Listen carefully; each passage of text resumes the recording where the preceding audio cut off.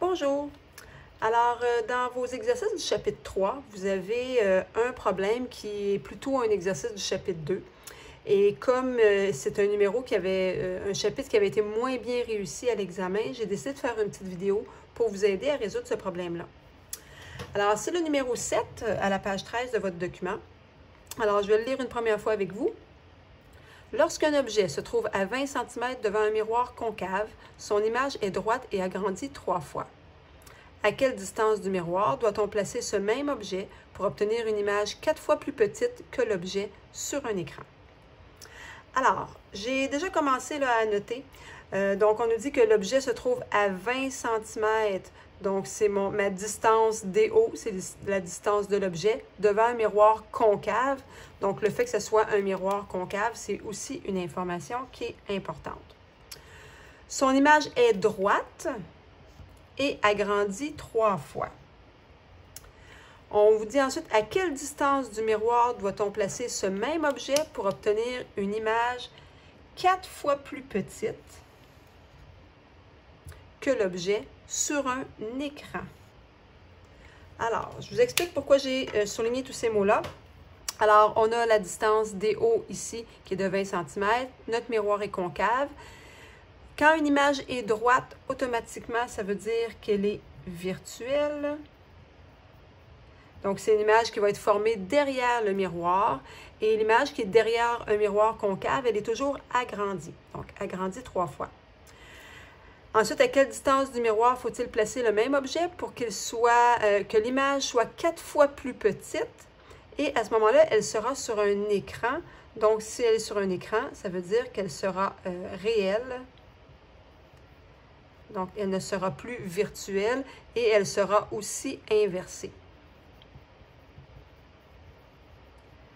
Les informations que j'ai ramassées vont me permettre aussi parfois de valider si ma réponse fait du sens ou pas quand j'obtiens, par exemple, une valeur qui est positive ou négative pour une certaine variable. J'ai commencé aussi à faire la liste de ce qu'on peut déterminer. Donc, DO, la distance est de 20,00 cm. J'ai appelé une variable G1 pour le premier grandissement. On me dit que c'était 3 fois. Et là, pour le grandissement, il faut toujours que j'aille voir si j'ai 3 ou moins 3, par exemple. Donc, est-ce que mon grandissement est positif ou négatif? Donc, si tu n'es plus certain, tu peux toujours vérifier avec ta formule. Donc, on a une formule qui dit que G est égal à HI sur HO, ou encore, c'est aussi égal à moins DI sur DO. Alors, au départ, on dit que l'image, elle est droite, donc mon HI est positif et mon objet est toujours une hauteur positive aussi, ce qui veut dire que ça va me donner un positif sur un positif, donc mon grandissement est aussi positif. Je vais aller identifier mes signes positifs ou négatifs dans toutes mes variables que je vais trouver. On vous dit ensuite que je veux avoir une image 4 fois plus petite sur un écran. Donc, j'ai appelé ça G2. Et si l'image, elle est 4 fois plus petite, eh bien, elle sera de 1 sur 4. Donc, 4 fois plus petite que mon objet. Donc, ici, si je regarde HI sur HO, il faut que je vois si c'est positif ou négatif. Alors, on a dit que mon image serait inversée. Donc, la hauteur, ça va me donner un négatif pour le HI si mon image, elle est inversée. Ce qui veut dire que mon grandissement, ici, sera négatif. Donc, dans un cas, j'avais une image droite et virtuelle, le G est positif. Dans l'autre cas, j'ai une image réelle et inversée. Et le signe, à ce moment-là, de mon grandissement sera négatif. Alors, à partir de là, on doit être capable de trouver, nous, quelle distance du miroir on doit placer l'objet. Alors, si je regarde qu'est-ce que j'ai comme variable présentement, je n'ai pas grand-chose. Alors, je vais devoir me débrouiller en trouvant une relation ou une proportion entre mes différentes variables. Donc, je vous montre de quoi ça peut avoir de l'air. On dit que G est égal à moins DI sur DO. Je connais DO. Je ne connais pas DI, mais je connais mon G. Alors, je vais être capable d'aller trouver à ce moment-là la valeur de DI. Donc, G est égal à 3 moins DI. et mon DO qui vaut plus 20,00 cm. Donc, j'isole DI et je vais obtenir une distance de moins 60,00 cm. Alors, ce qui veut dire que quand j'ai mon miroir concave, mon objet de 20 cm et que l'image est agrandie 3 fois, la distance sera négative parce que mon image se formera derrière le miroir. Ça fait du sens. On avait dit que je devais avoir une image qui est virtuelle et ça me donne un signe négatif. Donc, ça confirme ce que j'avais trouvé au début. Ensuite de ça, maintenant, je vais devoir trouver mon foyer parce que le foyer, c'est une chose qui ne change jamais chez un miroir. Donc, même si je bouge mon objet, le miroir aura toujours le même foyer. Donc, ce qui va m'intéresser, c'est d'aller trouver mon foyer. Donc, ici, je ne m'étais pas marqué de titre, mais je vais m'en mettre un là. Donc, j'ai commencé par trouver DI et maintenant, je vais aller trouver mon foyer. Je devrais tout de suite être capable de dire est-ce que mon foyer va être positif ou négatif. Je sais que j'ai un miroir concave. Donc, miroir concave comme c'est ici. Je vais juste me faire un petit dessin. Et mon objet est à 20 cm. Donc, admettons que j'ai un objet ici.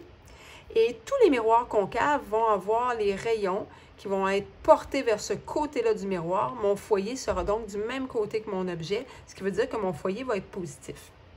Maintenant, comment trouver le foyer? Eh bien, pour trouver le foyer, je vais mettre en relation mon DI et mon DO dans la formule suivante. Donc, 1 sur DO plus 1 sur DI est égal à 1 sur F. On remplace ce qu'on connaît. Donc, on a donc 1 sur 20 cm plus 1 sur moins 60 cm est égal à 1 sur F. Alors, tout simplement, avec la calculatrice, je peux aller additionner mes deux fractions. La réponse de ta fraction que tu vas obtenir, tu vas devoir l'inverser parce que ça va te donner 1 sur F. Donc, quand tu vas additionner tes deux fractions, ça va te donner l'équivalent de 1 sur F. Donc, pour retrouver ton foyer, tu vas inverser ta réponse et tu devrais obtenir une valeur de plus 30,00 cm. Alors, tout à l'heure, on disait que l'objet était à 20 cm. Eh bien, le foyer, lui, est à 30 cm. Le foyer est plus loin.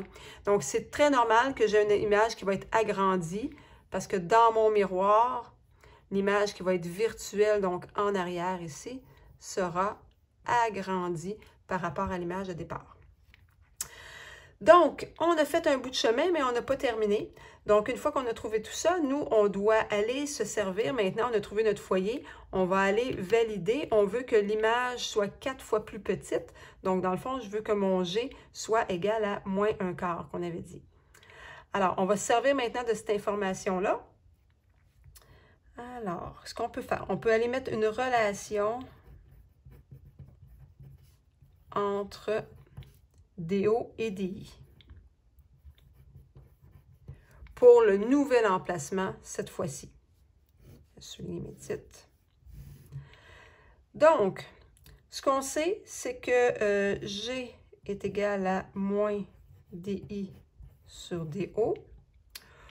On a dit que le G est égal à moins 1/4 qui est égal à DI, moins DI sur notre DO, comme ça ici. Donc, si je m'en vais changer les variables de côté, donc je peux faire le produit des moyens égal au produit des extrêmes, je vais avoir moins DO est égal à moins 4 DI. Les deux moins s'annulent, donc je peux simplement les effacer. Donc, DO est égal à 4 DI. Avec ça, je vais pouvoir réutiliser la même formule que nous avions tantôt. Et maintenant, je connais mon foyer. Donc, ça va me permettre d'aller trouver soit la valeur de DI ou la valeur de DO. Donc, on va y aller avec ça ici. Donc, ma formule qui sera 1 sur DO plus 1 sur DI est égale à 1 sur F. On remplace DO par 4 DI. Donc, on a trouvé ici que c'était équivalent. Donc, on va le remplacer par 4 DI plus 1 sur DI est égal à 1 sur, et mon foyer qui vaut 30,00 cm. Pour additionner ces deux trucs-là ici, je vais devoir le mettre sur le même dénominateur. Donc, je fais x4 et x4. Donc, je vais obtenir 5 au numérateur et 4 au dénominateur. Donc, je vais avoir 5 sur 4 DI qui est égal à 1 sur plus 30,00. Encore là, on peut faire le produit des moyens égal le produit des extrêmes. Donc, je vais obtenir 30 fois 5 qui va me faire 150,00 est égal à 4 DI.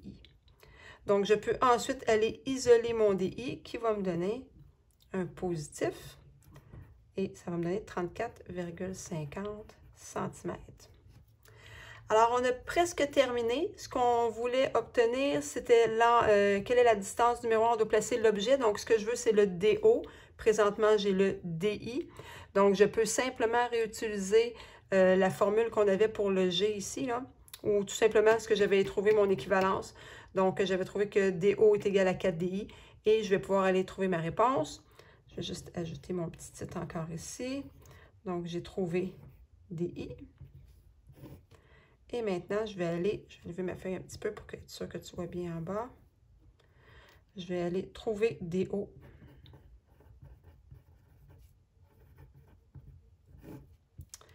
Alors, on a dit que DO est égal à 4 DI, ce qui veut dire que 4 multiplié par 37,50 va me donner... Là, je n'ai pas ma calculatrice à côté de moi. Je me fie à ce que j'ai marqué sur mon autre feuille. Est égal à... Ouais, ça devrait faire du sens. 150 cm. Et ça me donne un chiffre qui est positif. Ça fait du sens encore là, parce qu'un objet est toujours positif. Donc, ma réponse fait du sens. Donc, j'espère que ça va t'aider. Puis, n'hésite surtout pas, si tu as des questions, à m'en poser en classe là-dessus. Bye!